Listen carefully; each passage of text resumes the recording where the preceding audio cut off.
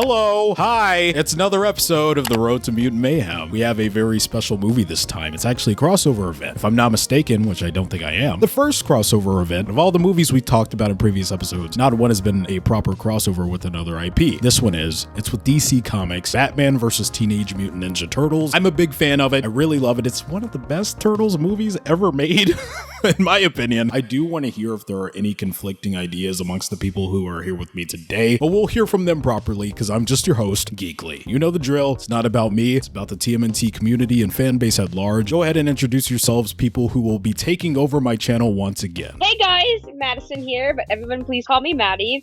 Y'all know me by now. Big turtle girl, big overall nerd. Just happy to be here, vibing, chilling, having a good time. I'm Jackson Tompkins, and I'm back, and I'm happy to be back here again, talking about Batman vs. TMNT. Geekily, Kieran here, aka That Irish Geek, big time Turtles fan. You've heard my voice on these episodes, you know who I am at this point. Looking forward to talking about some Batmans and some Turtles versing each other. Yeah. I'm Starry, but the TMNT community should know me as Alive and Turtle Bite, and I'm just happy to be here. Hi, I'm TMNT Summer Viewers by Alex. I'm excited to do Batman vs. TMNT. Hi, JP2005, but you could just call me Jacob. I've been a Turtles fan since I can remember like 2008, and I'm very excited to talk about this one. Actually, I have pretty fond memories of this film. Excuse me, I'm super rude. We have two new challengers approaching. They already introduced themselves, and I didn't even get to, tell you guys about that, but they're here. Two new challengers. A round of applause. Can you hear me clapping? Yes, thank you. Yeah. I'm clapping for the mic. I don't know if it's picking up. It's picking up. Awesome. Thank you for joining this video. We are going to look at a presentation by, you guessed it, Maddie on a roll for Batman vs. TMNT. Maddie, why don't you go ahead and take this mic from me? Become the host for a bit. I have never had so much fun watching something that combined the best traits of some of my favorite things to create a fun movie. Seeing the behind the scenes of how this came to be and how much fun the animators, directors, and storyboarders had when this was being created, it's so endearing. You can literally tell every ounce of creativity and passion went into each scene and carefully crafted action choreography. It's stunning the amount of effort that everybody put into this movie by far. It's so awe-inspiring, and all the storyboarders in this movie deserve massive, massive kudos for all the work they've done. Fun trivia note before I begin the pros and cons. Did you know that the T-Rex foot mutant was added after the fact and it wasn't even in the original script? That came out of left field for me personally. It was cool though. It was Anything. Anytime dinosaurs are in a thing is cool, most of the time anyways.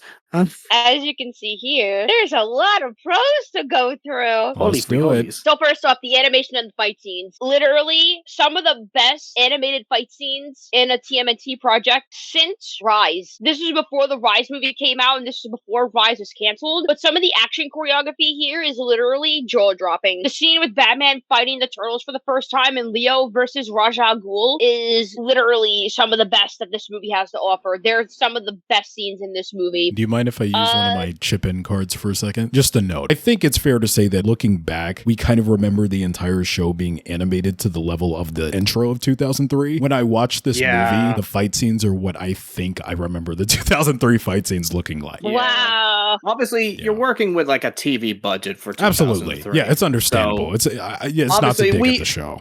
Well, yeah, of course. But like, as we're kids, we do fill in the gaps. So it goes without saying, this film is leagues ahead of 2003 from an animation point of view. It still feels like it's got the budget of your typical DC animated flick, where like there's some frame skips here and there. But as like, a film, it's just very well done. The opening intro. I love the Art Deco German expressionism at play with the noir comic art in the beginning credits. It really pops, and the little bits of color we see throughout the sequence of the characters really add to the beauty of it.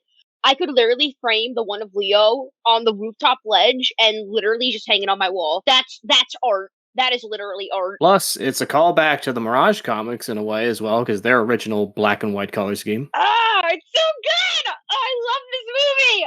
It goes without saying, like, there's so many, like, visual cues and references to, like, all of TMNT lore, from, like, the under the manhole, like, poses from, like, the 1990 poster art. Yeah. All the visual nods to the 87's opening, like, from, what is it? The Mikey's opening up of nunchuck the roof. scene. Mikey's nunchucks, the rooftop You into pose. the jeans. I'm the party dude. And, like, the weapon close-ups even, like, that look one-to-one with how they looked in the original, like, intro as well. The initials being stitched into the belt in like a hidden Yes. way Yeah. is Oh my genius. God. Absolutely That genius. was so brilliant. Yeah. Oh, cute. Leo's his little sash acting as the L. Dottie's belt buckle making out the D. Like, it's so cute. Plus, like, you can kind of tell, like, the makers of this film, huge fans of the 1990 movie, especially Yeah. with how Shredder was handled. Yes. From his slow-mo, like, fall to the ground entrance, like in the film, to him having the scar that he was given by Splinter. And the red and purple color scheme in his character design. Yes. Like, all these designs and their personalities are on point in this film. Like, quintessential TMNT. The voice cast are literally all This is just excellent. amazing. Go to Highly yes. enjoyed Dottie's VA, Baron Vaughn. It was very Yeah. amusing listening to Eric Bowser's take Yeah. on Leo. I was about to say, didn't he voice Leo? Yeah. And it's crazy because obviously, like, we know him as, like, Tiger Claw in 2012 and later Splinter in Rise. So, like, the guy has voiced at least 3, like, generations of Turtles at this point. Not actual Turtles themselves, but, like, 3 generations of characters from, like, Turtles stuff, if that Right. makes And sense. now a turtle. I He love actually voiced Riley. Donnie in one of the TMNT shorts that Nickelodeon did. That's right. right, But yeah. Are you talking the shorts before Rise came out? Yes. Yeah. Yeah, I remember that short vividly. That was one of my like favorite things to watch on YouTube that summer. I want a Barbara and Donnie spinoff.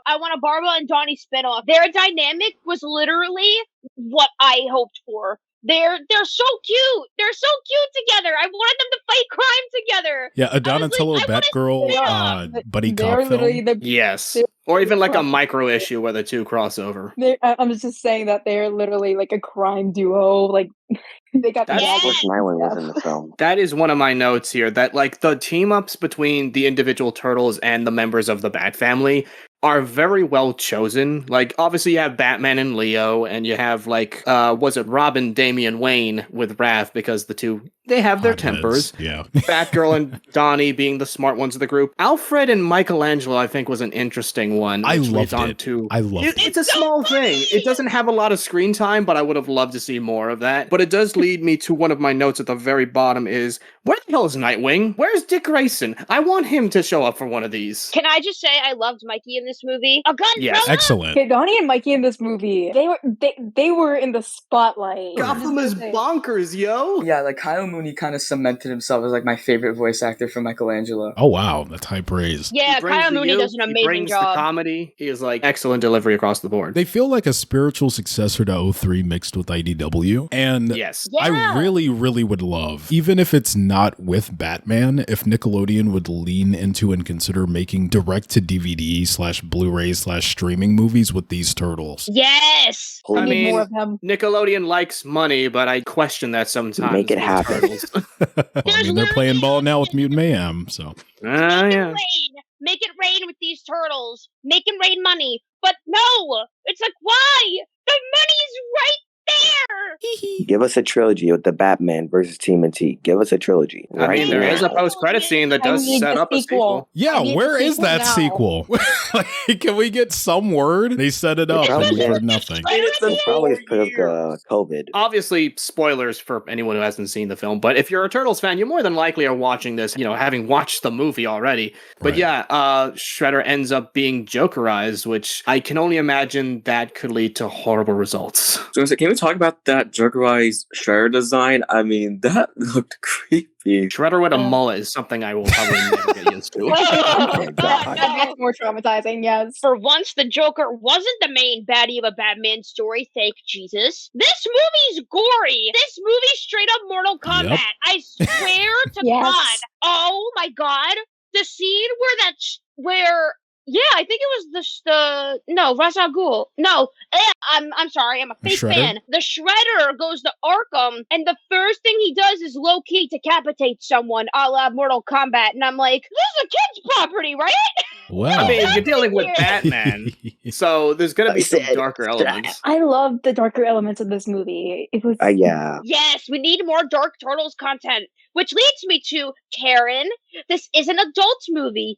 Do not show this to little Timothy Oh my and God. complain on Twitter later. yeah, I think we're finally past that point. Plus, Yeah. I believe there is an alternate cut that aired on Nickelodeon that censored the blood out. So Mm, they ever yeah. release that as a solo version, then parents don't have to complain about it. There's a PG version. I'm sorry, wait, this aired on Nickelodeon? Apparently, yeah. I'm I think they did like a bunch of marathons at some point with all the Turtle movies. And I think 2003 and 2012 and Rise were all mixed in there as a Turtle Mania event, so I'm told. How did I miss that? I would have tuned in for that, man.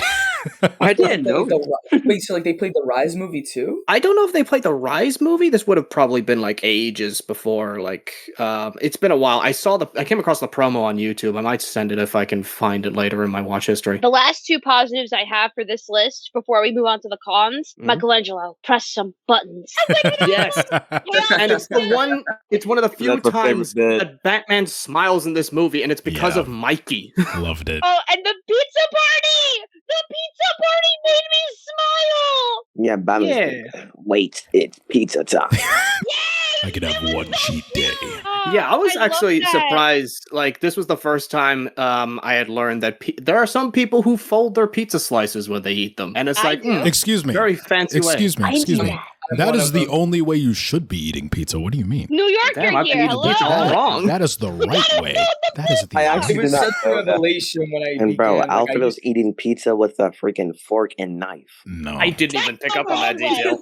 I used even to do that noticed when I was that in the younger. movie. So the first con is a straight to DVD release, so not everybody knew this existed. I didn't even know this existed until March. So Oh, wow. I feel That's like- terrible. I yeah, kept I up saw with, this as a treat before my birthday with my mom because we were binge watching Turtles, like 2012 Turtles, and I saw this. I was like, oh, I've never seen it before. So like, I had no idea that this had come out in 2019. Like, I had no idea. Yeah, I was kind of in the Ooh. know. I had seen like a trailer drop because I do keep up with some of the Warner Home Media stuff just because like I'm an avid Scooby-Doo movie collector. So yeah, I was like in the know about this film. And of course, when I found it on Blu-ray, I was just like, yeah, screw it.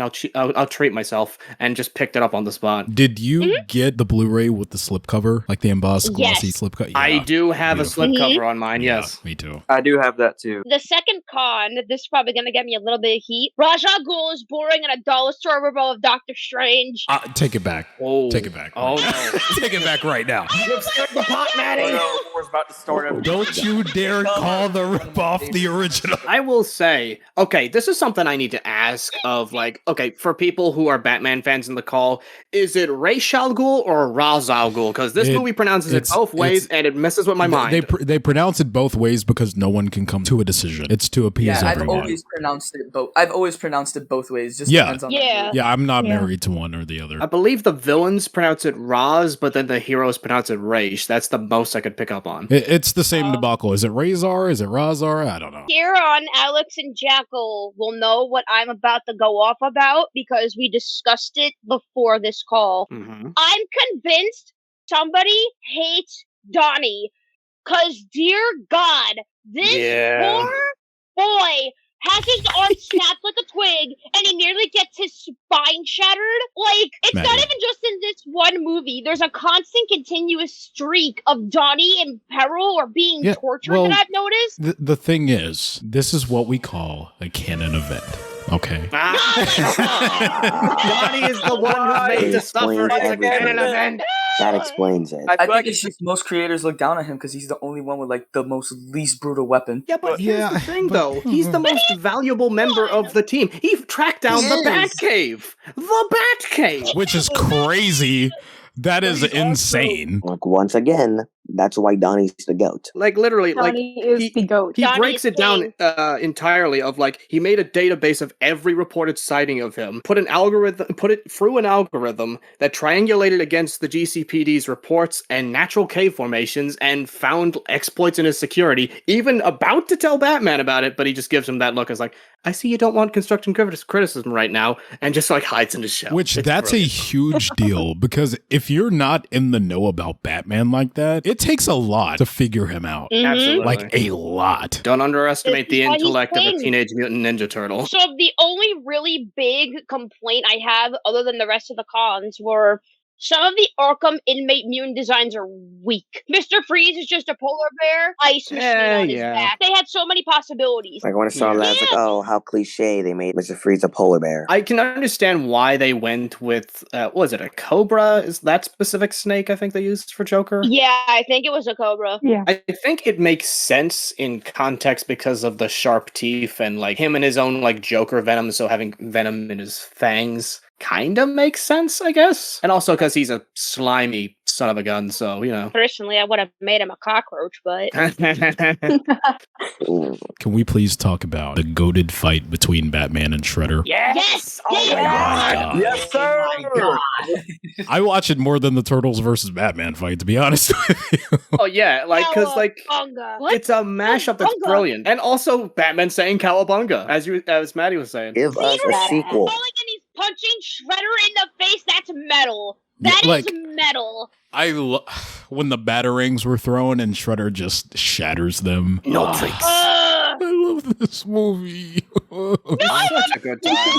I will say, Bro, like, obviously, please. we've talked mostly the Turtle side of things. The Batman stuff is good as well. Penguin is a nice, like, side character to incorporate into this. He doesn't play much of a role, but it's nice that he's here just to Right. fill out the rogues gallery. Baxter Stockman's here. Yeah, Baxter Stockman's also in this, and I love his whole running gag of he doesn't know if he's the hostage or henchman. By the end of the movie, he's like, "No, yeah, definitely a hostage." Yeah, but we get no moment like in the comic where it's like, "This is where my parents died, Raphael." I think that was omitted because of the memes. Probably. Cowabummer. On that God. note, like Raph straight up calling out bats near the very end of the movie was a brilliant moment. Why does Yeah. Raph get so many good moments in these movies? I think it's Because he's the best. favorite. Everyone got some moments to shine. It's not like where 2007 just is kind of pretty much the Leo and Raph show, while Donnie and Mike, you're just kind of there. Just their support. I was gonna But, make a joke, but it's kind of in poor taste to the poor purple boy. No one gets the short end of the stick. Listen. Until Donnie did when his arm broke. Listen. I was going to make the joke too, but I stopped myself. You're no better than I am. Yes. We were all thinking it. Don't lie to yourselves. I had to! With baby boy! I have one final note, and it's a voice actor thing. Like, Troy Baker is pretty alright as Batman in this film. As much as I would have liked to see Kevin Conroy come into this, he probably might have had scheduling conflicts or was doing something else. Right. Rest in peace, the GOAT, obviously. But when I hear Troy Baker as Batman, all I can think is the Lego games. Like, Really? I mean, yeah, because like, yeah, I can see that, but I wouldn't say it was like, not to insinuate you're saying this either, but I wouldn't say it was to the film's discredit. absolutely not. I think it's Yeah. a me thing of like, just like, I'm imagining him as just being the little metal, like a minifigure version. At least as it wasn't Will opposed to Arnett. the actual Batman. I have one note for it's also a voice actor thing. I Yeah, don't what's think up? he did a bad job, but like it got to a certain point in the movie, Robin's voice actor got a little like off-putting to me. It got like a little grating after a while, and I assumed they were gonna get the same kid who voiced him in the animated movies with Teen Titans. Yeah. I think the voice actor for Damien was Darren Criss. Another fun detail is obviously over the end credits, they have like a bunch of Batman and TMNT like comic book covers, but Oh, like yeah. mashup Love that. remixes of them. It's the only so time we cool. get a Nightwing cameo in, I think it was a parody of the Raph Micro issue, which, Nightwing had some involvement in this film, even if it's a minor like reference at the end, but yeah. This movie's amazing. Please make a sequel. I said it so Please many do. times. Just do it, please. Warner Bros. Oh, that scene. Put it out on 4K with, Blu-ray. I'll buy Leo 20. fighting Ra's al Ghul. Oh, That yes. Oh, scene yeah. is really I'm 16 and I learned this from a rat. And he does the pressure point thing, kind of like what he Yes. did with the crocodile in 2003. Oh, that was one other thing that I kind of. I'm proud to say yeah, keep Leo's going. finally taking a dub. Yes. Oh, that's true. Yes. Yeah, no, that was one other thing that I left. I left the film a little like puzzled. It was weird that we didn't really see Splinter. I was actually thinking back this I whole guess recording like, if he we doesn't saw really Yeah, Splinter. play sequel. much of a role. He was in a We- flashback where Leo Yeah, he was in a explaining the flashback. secret Yeah, he was only movie mentioned in on the Roz. movie. Yes. I keep on saying sequel, but just please, just do it, Warner It's Bros. free money, Nickelodeon. It I I really will is buy taking money. 20 copies of the Give us a Blu-rays and just trilogy. give them out for free. Yes. There's literally so many other books you can adapt. I mean, comics you can adapt from that story. Put the turtles in the Nightwing and Red Hood outfits like they did in the comics. Well, thank you guys for joining on yet another epic episode of Road to Mutant Mayhem. Sadly, Yeah. well, I say sadly, but we only have one episode left until the release of Mutant Mayhem. Oh my god. Does anyone know what that next movie is? Too late. It's Rise of the TMNT, the movie. Ah, damn. Let's go. I was hoping for Coming Out of Our Shells World Tour. It's been a cowabunga-tastic time. I've been Geekly. You've been awesome, and I'll catch you guys in the next video. Cowabunga. Cowabunga, dudes. We were vengeance. We were the night. We were moving on to the next episode. I don't know. Nice. Beautiful.